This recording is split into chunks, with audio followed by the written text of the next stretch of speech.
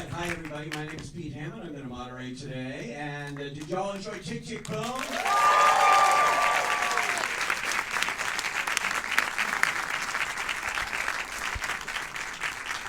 That's good because most of you are actors, so you should. It's a terrific film. You're here on the right day. I want to introduce, first off, the great ensemble cast of this movie. First up, she played Carissa, Vanessa Hudgens.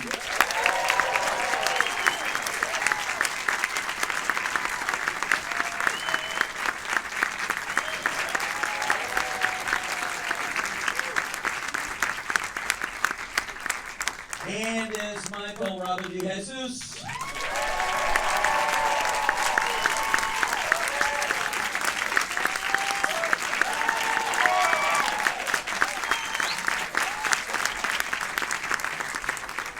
Susan Alexandra Shipp.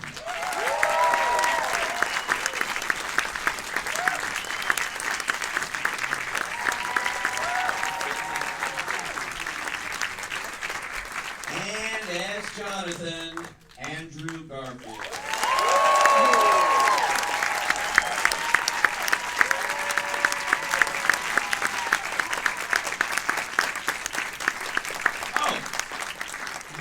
Making his feature film debut as a director and producer here, Lin-Manuel Miranda.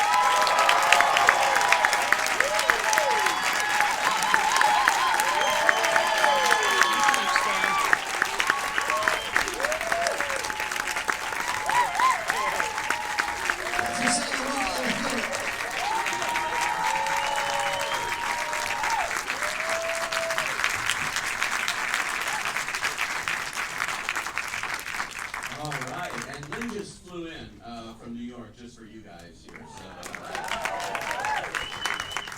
congratulations on this. This week named very prestigious to the AFI Top 10 Movies of the Year list, which is really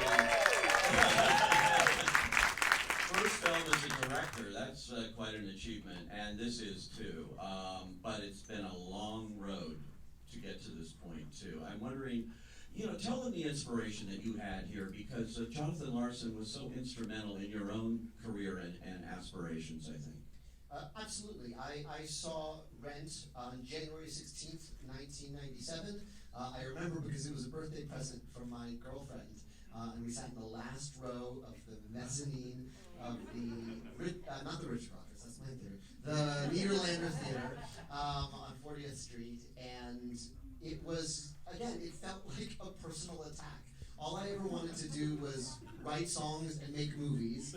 And here's Mark and Roger, and they want to write songs and make movies. And it was the most contemporary score I'd ever heard. It was the most contemporary version of New York I'd ever seen in a musical. It was the most diverse cast I'd ever seen on Broadway. It actually looked like the city I really live in. And it was the show that gave me permission. It just felt homemade, and it spoke to my concerns and my fears and my hopes. So I do it. I'm dumb enough to do it. I go study theater in college, and then I'm a senior in college at Wesleyan University, they've made a production, an off-Broadway production of an early work of his called Tick Tick Boom. It was adapted by playwright David Auburn and directed by Scott Schwartz and turned into a 3-person show. And I think it's my first time downtown since the attacks of September 11th. It's like October, November 2001. And if I thought Rent was a personal attack, here is the brilliant Raul Esparza playing Jonathan Larson. Yes, woo!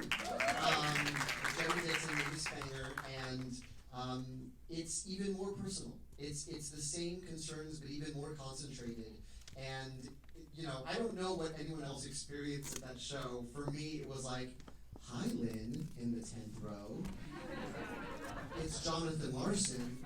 This is going to be a lot harder than you think. And that pretty girl sitting next to you is not going to be your girlfriend anymore.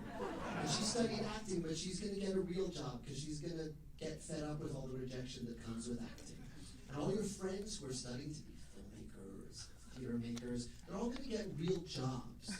And it's just going to be you banging your head against your childhood dream, and the world might not notice while you're alive that you're making this stuff. Do you still want to do this?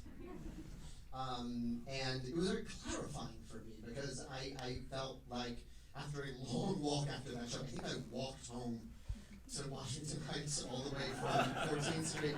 I just went away. My date that night was like, yeah, you just said, I gotta go, and stumbled out of the theater. But it clarified my resolve, and I was like, I'm okay doing this. I'm okay that this is a calling. And if I'm lucky enough to get to spend my time doing this, then I will do it. And I wanted the film to have that, ask those same clarifying questions. There's no artists in here who ever questioned themselves. Yes, I wanted to sort of be what it was for me. Yeah, and it's amazing. I mentioned ensemble because it's truly a great ensemble cast you put together here.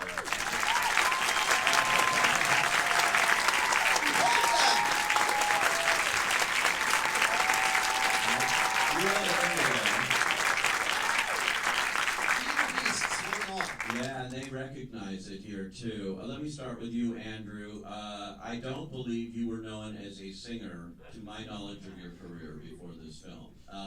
Many different things. Broadway, obviously. I saw you on Death of the Salesman, actually, and all kinds of theater, movies, television. But how did you prove yourself to be a singer to this guy to get this role? Oh gosh, yeah, I wasn't known as a singer to myself either. But Lin has this strange ability to see things that other people can't see and things you can't see in yourself. Lin has an ability to dream unlike any 6-year-old I've ever met. Like, it's an incredible gift that he has, and it becomes contagious just by being around it. So for me, it kind of took his belief that kind of woke me up to a dream that I didn't even know I had, which was to access a singing voice and live in a musical for a while. I think I was too terrified to even own that dream. So it was like a dream came true that I didn't even know I had because of Lin. And he had seen me in Angels in America, which, as we all know, probably is a 9-hour show. And it gets longer every time you tell it. It's 15 hours, 89 times a week. But to get through that vocally, obviously, is 6, 7, 8 times a week is it's a feat. And I think Lin said, well, if you're not tone deaf, then vocally you can probably get to the place where Jonathan got to in terms of. But the thing about Jonathan is that he sang to the back row of the galaxy, even if he was in his living room, working on whatever he was working on. So for me, what was more important, whether I sounded good or not, was up to Lin and Liz Kaplan and all of my compatriots here and you guys. But for me, what was important was to get to that place where I imagined I sounded great.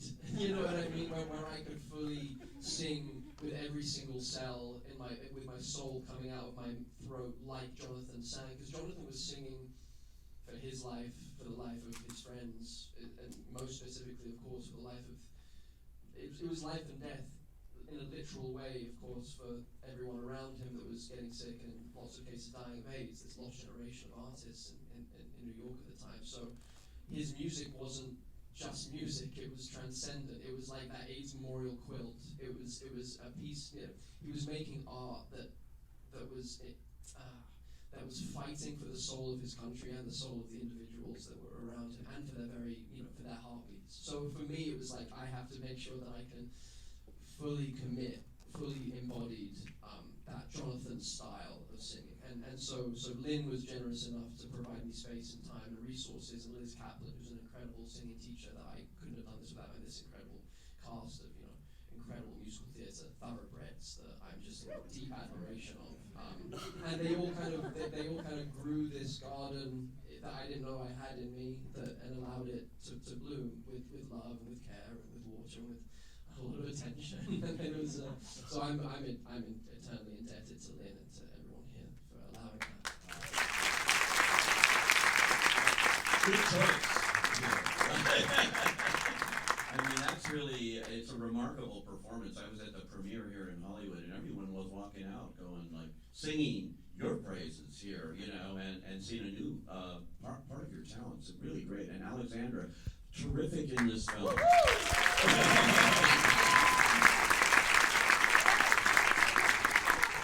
So what was this like for you, Alexandra, this experience? Everything this show, this movie says about acting, about wanting this kind of a career, and there's Susan, who also seems to want more as well.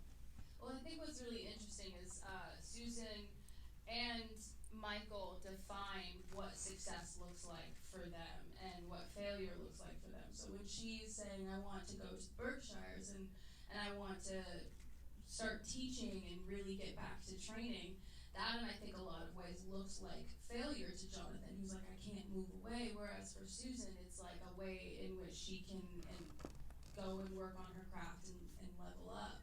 And I think that as artists, we need these moments of reprieve, because if we're always going, we can get really exhausted and we can end up hurting ourselves even that much more. She just kept dancing at full capacity on an injury, on a hurt leg, then yeah, she was going to hurt herself. So I think that there's a lot that goes into the psyche of like tenacity and working really hard at what you're doing. And then just for me, I loved the idea of being able to play someone who chooses themselves, who chooses their art, to be able to play a woman that is like, I love you so much, you go and take care of the things that you need to take care of, and I'm gonna go and take care of me. Like, there's so much power that is within that, and also so much love that goes for it too. Yeah, and talk about Lin as a director.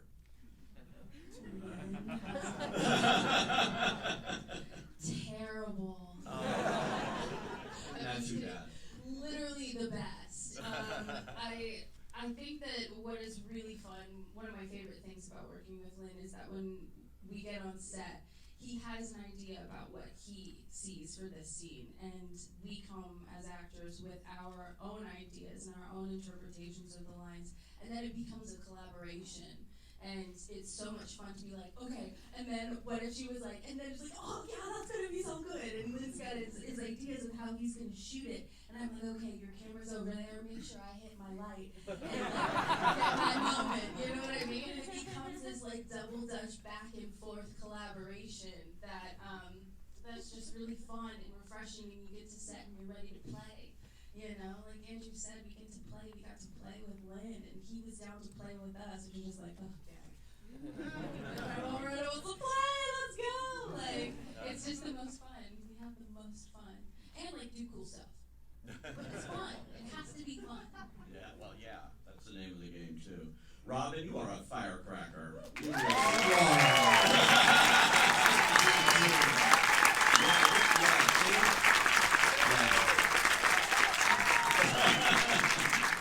It's so fun watching you on screen here too, and this role is so multidimensional too for you to play. I know you've worked with Lin before, obviously on stage in the Heights, and talk about your experience here in playing this particular role. Yeah, so for me,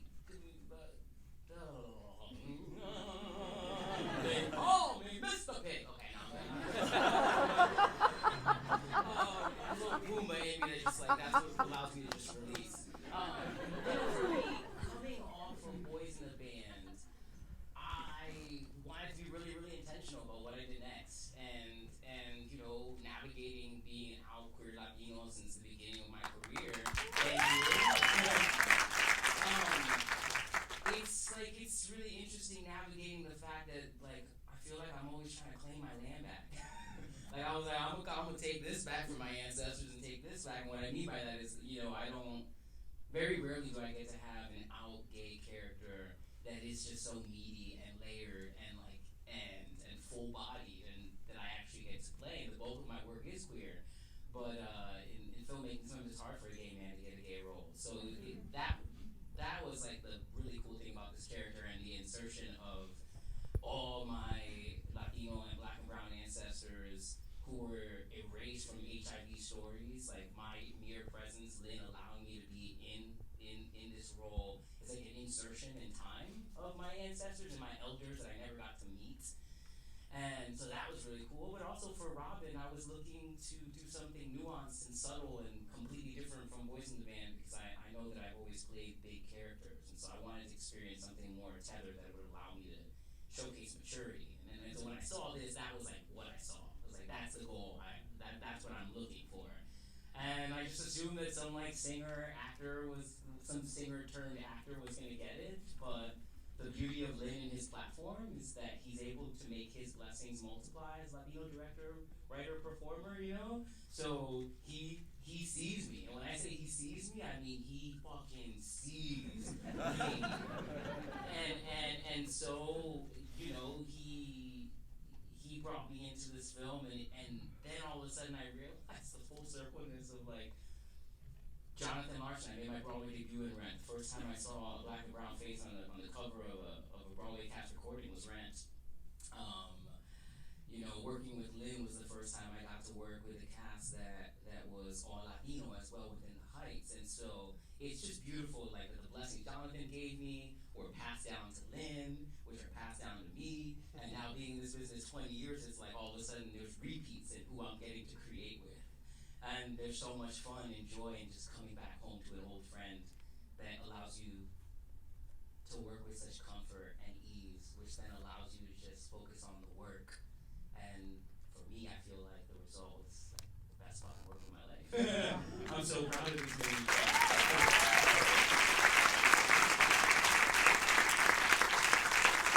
And Vanessa, I feel like everybody's known you for so long and watched you. This is your first musical.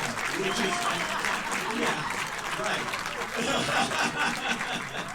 We've watched you grow up, essentially, in front of our eyes. But here you're playing a character who is largely unknown. You're going back to the roots of what a lot of people feel here and trying to make it in the big city, in the lights. Talk about playing that kind of role now and getting that. And of course, you were in Rent as well. So. Yeah, hey everybody.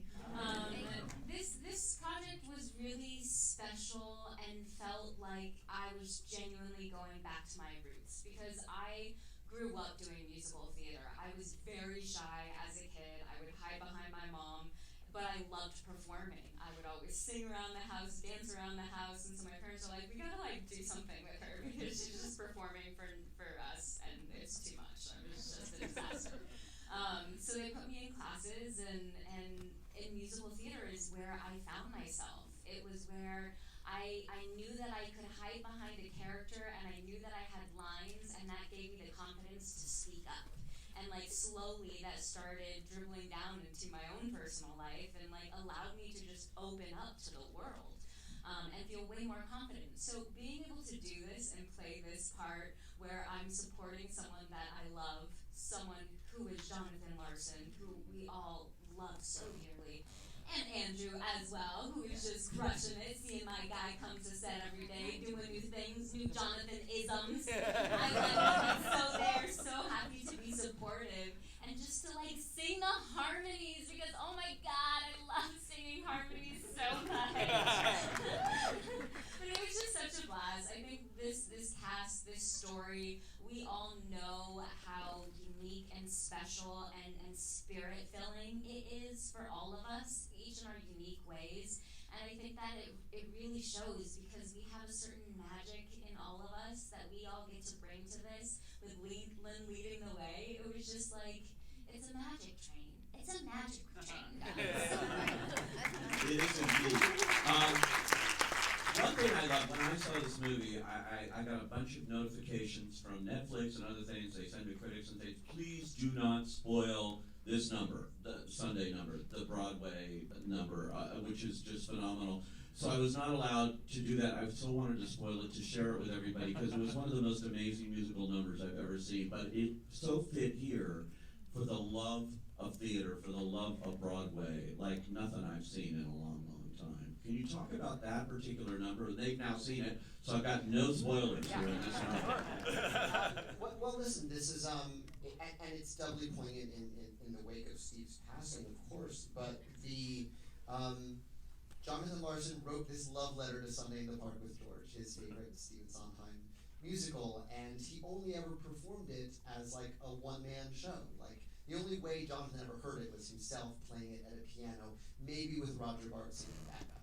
And I realized as the filmmaker, oh, I get to give him the choir version of this song, the choral version of this song that can be every bit as lush as the end of Act 1 of Sunday in the Park with George. So how can I build Jonathan Larson's dream choir?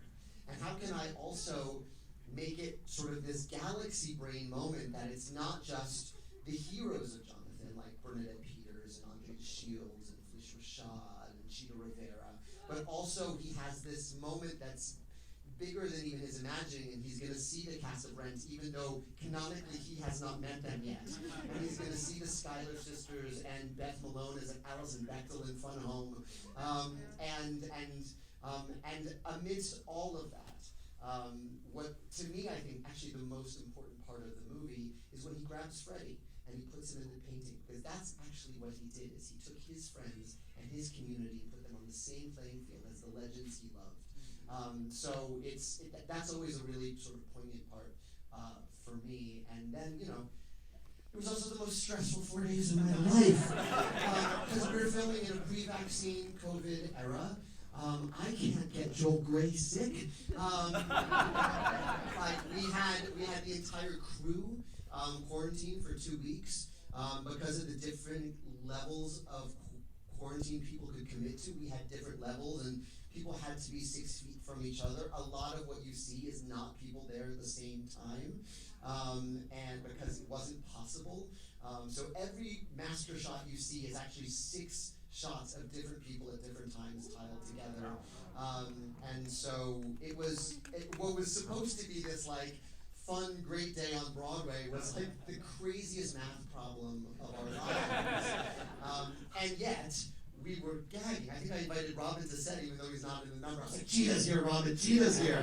We just had so many moments where I have to show you, because then we also had our dancers who were quarantined playing all the parts so we could work out the staging. So we have pictures of everyone holding, like wearing signs that say like Bernadette Peters. It was like we were seat fillers at the Oscars. So it was both a joy and the most stressful moment of my life. Yeah, it's amazing, and props to your film editor as well.